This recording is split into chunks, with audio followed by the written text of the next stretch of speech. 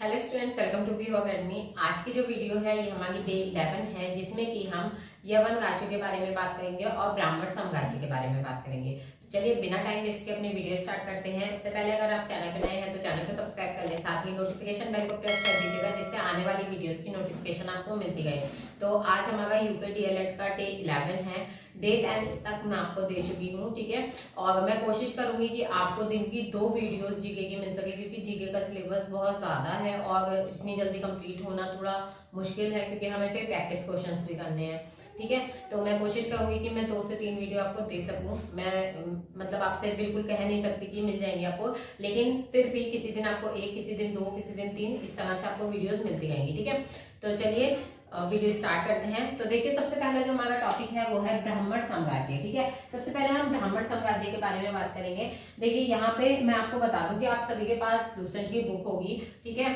तो जिन बच्चों के पास लूसेंट की बुक है उन्हें बहुत ज्यादा नोट वोट करने की जरूरत नहीं है, वो सीधा सीधा बुक में अंडरलाइन करते चले, ठीक है, और याद करते चले, ठीक है। तो यहाँ पे देखिए, ब्राह्मण साम्राज्य में पहला पॉइंट है आपका पुष्यमित्र सुंग। देखिए, ये आपको लास्ट आपने पढ़ा था, कल जो हमने पढ़ा था मौर्य वंश के बारे में पढ़ा था। तो मौर्य वंश का जो अंतिम राजा था उसे उसके सेनापति ने मांगा था। सेनापति कौन था? पुष्यमित्र सुंग। तो ये जो था, इसने क्या किया था? पुष्यमित्र सुंग ने मौर्य साम्राज्य को खत्म कर दिया था। अब मौर्य साम्राज्य खत्म हुआ तो उसके बाद क्या हुआ? शुंग वंश की स्थापना की गई, ठीक है। पुष्यमित्र सुंग वहां का राजा बना मगध का, और उसने मौर्य वंश को खत्म करके शुंग वंश की नींव डाली या स्थापना की, ठीक है। और जो शुंग था यानी कि पुष्यमित्र शुंग, ये किसका था? ब्राह्मण जाति का था। किस जाति का था? ब्राह्मण जाति का था, ठीक है। और इसने किस साम्राज्य की स्थापना की? ब्राह्मण साम्राज्य की स्थापना की, ठीक है। क्योंकि वो ब्राह्मण जाति का था। लेकिन वंश कौन सा चलाया मौर्य वंश के बाद? शुंग वंश। कौन सा वंश? शुंग वंश, ठीक है। अब यहाँ पे देखिए, इससे पहले अश्वमेध यज्ञ का कहीं पे भी वर्णन नहीं हुआ है, ठीक है। तो यहाँ पे देखिए, इसने 2 बार क्या करवाया था? अश्वमेध यज्ञ भी करवाया था। अब यहाँ पे आपके पास क्वेश्चन आता है कि अश्वमेध यज्ञ किसने करवाया था? तो पुष्यमित्र शुंग ने अश्वमेध यज्ञ करवाया था, ठीक है। या फिर क्वेश्चन आता है शुंग वंश की स्थापना किसने की थी? तो पुष्यमित्र शुंग ने की थी, ठीक है। या मौर्य वंश को खत्म किसने किया था? मतलब मौर्य वंश का जो अंतिम शासक था उसकी हत्या किसने की थी? वो भी पुष्यमित्र शुंग ने की थी। ये चीजें आप याद रखेंगे, ठीक है। आंसर एक ही है, क्वेश्चन 2 से 3 बनना है, ठीक है। नेक्स्ट पॉइंट है भगवत स्तूप का निर्माण पुष्यमित्र शुंग ने करवाया। अब यहाँ पे देखिए कि अगर कोई भी ऐसी चीज है, ठीक है, जिसका निर्माण करवाया गया है किसी राजा के द्वारा, ठीक है, यानी कि वो एक हिस्टोरिकल प्लेस है, ठीक है, या कोई चीज है, कोई वस्तु है, कोई इमारत है जिसका निर्माण किसी राजा के द्वारा करवाया गया है, तो ऐसी चीज में आप क्या करेंगे? उस राजा का और उस स्थान का नाम जरूर याद करेंगे, ठीक है। वो बिल्कुल खास रहेगा। तो यहाँ पे ऐसे ही भगवत स्तूप, क्या है? भगवत स्तूप का निर्माण किसने करवाया? पुष्यमित्र शुंग ने करवाया था, ठीक है। पुष्यमित्र शुंग कौन था? शुंग वंश का राजा था, ठीक है। यहाँ तक हो गया आपका। नेक्स्ट पॉइंट देखिए, शुंग वंश का अंतिम राजा कौन था? देवभूति, ठीक है। तो शुंग वंश का अंतिम राजा कौन था? देवभूति था। इसकी हत्या कब हुई थी? 73 ईसा पूर्व में देवभूति की हत्या की गई थी। किसने की थी? वासुदेव ने। किसने की थी? वासुदेव ने की थी। और जब वासुदेव ने देवभूति की हत्या की, कब की? 73 ईसा पूर्व में। तो उसने क्या किया? कणव वंश की स्थापना की, या कणव वंश को मगध में लेके आया, ठीक है। अब यहाँ पे देखिए कि यहाँ पे जो वासुदेव हैं, ठीक है, उन्होंने कणव वंश की स्थापना की। अब यहाँ पे आपके पास जो क्वेश्चन बनता है इस लाइन से 3 क्वेश्चन बनते हैं। सबसे पहले शुंग वंश का अंतिम राजा कौन था? देवभूति। देवभूति की हत्या कब हुई? 73 ईसा पूर्व में, ठीक है। देवभूति की हत्या किसने की? वासुदेव ने। वासुदेव कौन था? कणव वंश की स्थापना करने वाला था, ठीक है। या फिर कणव वंश की स्थापना किसने की थी? वासुदेव ने की थी। कब की थी? 73 ईसा पूर्व में की थी, क्योंकि जैसे ही देवभूति को मारा गया वैसे ही वासुदेव ने कणव वंश की स्थापना कर दी, ठीक है। नेक्स्ट देखिए, कणव वंश का अंतिम शासक कौन था? सुशर्मा। कौन था? सुशर्मा, ठीक है। और सुशर्मा की हत्या किसने की थी? सिमुग ने, ठीक है। जो कणव वंश का अंतिम शासक था सुशर्मा, उसकी हत्या शिमुक ने की थी 60 ईसा पूर्व में, ठीक है। और 60 ईसा पूर्व में शिमुक ने सुशर्मा की हत्या करके कणव वंश को खत्म किया और सातवाहन वंश की स्थापना की। अब यहाँ पे आता है सातवाहन वंश की स्थापना किसने की, तो शिमुक ने की। और कब की, 60 ईसा पूर्व में की थी। नेक्स्ट देखिए, सातवाहन शासकों ने शीशे की मुद्राएं चलाई। ये बात याद रखिएगा, ये क्वेश्चन आ जाता है कि कौन से वंश ने या किस राजा ने शीशे की मुद्राएं चलाई थी। तो सातवाहन राजाओं ने, किसने, सातवाहन शासकों ने या राजाओं ने शीशे की मुद्राएं चलाई थी। और ये शीशा कहाँ से आता था, रोम से आता था। कहाँ से आता था, रोम से आता था ये शीशा, ठीक है। नेक्स्ट देखिए, सातवाहनों की राजकीय भाषा प्राकृत और लिपि ब्राह्मी थी। यहाँ पे देखिए भाषा पे ध्यान दीजिएगा, प्राकृत भाषा का प्रयोग सातवाहन शासकों ने किया अपने राज कार्य में। राजकीय भाषा वो होती है जो राज कार्य में काम आती है, यानी कि इनका जितना भी राज्य था सातवाहन शासकों का, ये उस राज्य में प्राकृत भाषा और ब्राह्मी लिपि का प्रयोग करते थे, ठीक है। नेक्स्ट पॉइंट देखिए, ब्राह्मणों को भूमि अनुदान यानी कि भूमि का दान करने की जो प्रथा आरंभ की थी वो भी सातवाहन शासकों ने ही की थी, ठीक है। यहाँ पे ये चीज ध्यान रखिएगा कि ब्राह्मणों को इससे पहले भूमि नहीं दी जाती थी, ठीक है, भूमि का दान नहीं करते थे। सातवाहन शासकों ने ही सबसे पहले ये प्रथा चलाई कि ब्राह्मणों को भूमि का दान किया जा सकता है, ठीक है। नेक्स्ट देखिए, सातवाहन शासक दक्षिणापथ के स्वामी कहे जाते थे। अब आप पे क्वेश्चन आता है कि दक्षिणापथ के स्वामी कौन कहे जाते थे, तो सातवाहन शासक कहे जाते थे। नेक्स्ट देखिए, सातवाहन राज्य ने उत्तर और दक्षिण भारत के बीच सेतु का काम किया। किस चीज का काम किया, सेतु का, यानी कि एक पुल का काम किया था। तो सातवाहन राज्य जो था वो उत्तर को दक्षिण भारत से मिलाता था, ठीक है, इसलिए उसने किस चीज का काम किया, सेतु का, यानी कि एक पुल का काम किया, ठीक है। ब्राह्मण साम्राज्य आपको सभी को समझ आ गया होगा। इससे ज्यादा इसमें कुछ भी पढ़ने की जरूरत नहीं है, बहुत कुछ बुक में एक्स्ट्रा दिया है, ठीक है, वो सिर्फ समझने के लिए दिया है जिससे कि आप ये जो मेन पॉइंट है इन्हें अच्छे से याद कर सकें, ठीक है। नेक्स्ट देखिए, भारत के यवन राज्य। अब भारत के यवन राज्य में अगर हम पढ़ें तो पहला पॉइंट आता है, देखिए, कि भारत पर आक्रमण करने वाले विदेशी आक्रमणकारियों का क्रम क्या था, ठीक है, क्योंकि भारत पे विदेशी आक्रमण हुए हैं, शुरुआत से हुए हैं, तो क्रम क्या रहा कि सबसे पहले हिंद यूनानियों ने भारत पर आक्रमण किया, फिर शक ने, फिर पहलव ने और फिर कुषाण ने, ठीक है। और इसके बाद क्या आता है, गुप्त साम्राज्य आता है, ठीक है। तो सबसे पहले हम जो पढ़ेंगे इसमें यवन राज्य में वो पढ़ेंगे हिंद यूनानी कौन है, फिर शक कौन थे, फिर पहलव कौन थे और फिर कुषाण कौन थे, ठीक है। तो ये सारे टॉपिक हम आज ही कंप्लीट कर देंगे, ठीक है। अब यहाँ पे पहला पॉइंट देखिए, भारत पर सबसे पहले आक्रमण वैक्टिया के शासक डेमिटियस, किसने, डेमिटियस ने किया था। आपसे क्वेश्चन पूछा जाता है डेमिटियस कौन था, वैक्टिया का शासक था। कौन था, वैक्टिया का शासक था।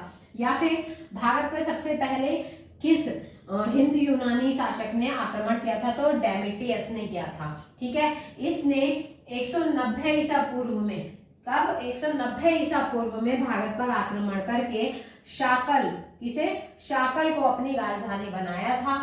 और इसे ही किसे, डेमिटियस या फिर वैक्टिया के शासक को हिंद यूनानी या फिर वैक्टियाई यूनानी कहा जाता है, ठीक है। वैक्टियाई यूनानी या हिंद यूनानी किसे कहते हैं, क्वेश्चन आपके पास आता है, वैक्टियाई यूनानी किसे कहते हैं या फिर हिंद यूनानी किसे कहते हैं, तो डेमिटियस को हिंद यूनानी या वैक्टियस यूनानी कहा जाता है, ठीक है, वैक्टियाई यूनानी कहा जाता है। आपको ये याद रखना है। चलिए आगे के पॉइंट देखते हैं। आगे देखिए, नेक्स्ट पॉइंट है, हिंद यूनानी शासकों में सबसे विख्यात मिनांडर हुआ। इसने नागसेन या नागार्जुन से बौद्ध धर्म की दीक्षा ली। देखिए यहाँ पे सबसे पहले जब हिंद यूनानी शासकों के बारे में हम पढ़ रहे हैं तो सबसे पहले तो हम ये जानेंगे कि उसमें सबसे विख्यात जो राजा था वो कौन था, तो मिनांडर। क्या नाम था, मिनांडर, ठीक है। ये हिंद यूनानी शासकों में सबसे ज्यादा विख्यात रहा था, ठीक है। इसने नागसेन या नागार्जुन से बौद्ध धर्म की दीक्षा ली थी। अब यहाँ पे ये पॉइंट मैंने क्यों ऐड किया है कि उसने नागसेन या नागार्जुन से बौद्ध धर्म की शिक्षा ली थी, क्योंकि यहाँ पे नेक्स्ट पॉइंट जो आपका ये आता है, मिनांडर के प्रश्न तथा नागसेन द्वारा दिए गए उत्तर एक पुस्तक के रूप में संग्रहित हैं जिसका नाम मिलिंद पन्ह या मिलिंद प्रश्न है। ठीक है, अब यहाँ पे ये चीज आपको नोट करने की है कि नागसेन कौन है ना। तो नागसेन कौन था? नागसेन मिनांडर का एक तरह से गुरु था जिसने बौद्ध धर्म की दीक्षा उसे दी थी। ठीक है, अब मिनांडर ने जब प्रश्न किए और नागसेन ने जो उत्तर दिए, इसे एक पुस्तक में लिखा गया और उस पुस्तक का नाम क्या था? मिलिंद पन्ह। क्या नाम है? मिलिंद पन्ह या फिर मिलिंद प्रश्न। ठीक है, ये आपको नाम याद करने हैं। नेक्स्ट पॉइंट देखिए, भारत में सबसे पहले हिंद यूनानियों ने सोने के सिक्के जारी किए। यहाँ पे आप पे क्वेश्चन आएगा कि सबसे पहले सोने के सिक्के भारत में किसने जारी किए। ठीक है, या सोने के सिक्के सबसे पहले किसने जारी किए? तो हिंद यूनानियों ने। किसने? हिंद यूनानियों ने। ठीक है, या हिंद यूनानी शासकों ने। ठीक, नेक्स्ट देखिए, हिंद यूनानी शासकों ने भारत के पश्चिमोत्तर सीमा प्रांत में यूनान की प्राचीन कला चलाई थी। यूनान की प्राचीन कला कौन सी थी? Hellenistic art. यहाँ पे आपसे क्वेश्चन पूछा जाएगा कि हेलेनिस्टिक आर्ट क्या है? तो यूनान की प्राचीन कला है। ठीक है, या यूनान की प्राचीन कला कौन सी है? Hellenistic art. ठीक है, और भारत में हेलेनिस्टिक आर्ट का उदाहरण क्या है? गंधार कला। ठीक है, क्या भारत में गंधार कला इसका उत्तम उदाहरण है। नेक्स्ट देखिए, यूनानियों ने पर्दे का प्रचलन आरंभ करके भारतीय नाट्य कला के विकास में योगदान किया।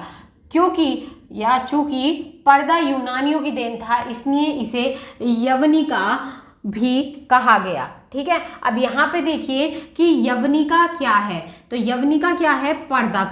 ठीक है, पर्दा को यवनिका भी कहा जाता है। ठीक है, यूनानी भाषा में पर्दा को यवनिका कहा जाता है। अब यहाँ पे आपसे क्वेश्चन पूछा जाए कि जो पर्दे का प्रचलन है वो किसने किया? तो वो हिंद यूनानियों ने किया या फिर यूनानी शासकों ने किया। ठीक है, यहाँ पे पर्दे का अर्थ ये नहीं है कि यहाँ पे फिल्म स्टार्ट की गई। पर्दे का अर्थ यहाँ पे है जो वो नाटक किए जाते थे। ठीक है, जो ड्रामास किए जाते हैं ना, स्टेज ड्रामा, वो स्टार्ट हुए थे। ठीक है, तो इसका प्रचलन किसने किया था? यूनानियों ने किया था। ठीक है, अब यहाँ पे नेक्स्ट देखिए, शक। नेक्स्ट क्या आता है इसके बाद? शक। ठीक है, शक में देखिए पहला पॉइंट है यूनानियों के बाद शक आए। जैसा कि अभी हमने स्टार्टिंग में पढ़ा था, यूनानी आए, फिर शक आए, फिर पल्लव आए और उसके बाद कुषाण आए। तो यहाँ पे यूनानियों के बाद कौन आते हैं? शक आए। पहला शक राजा कौन था?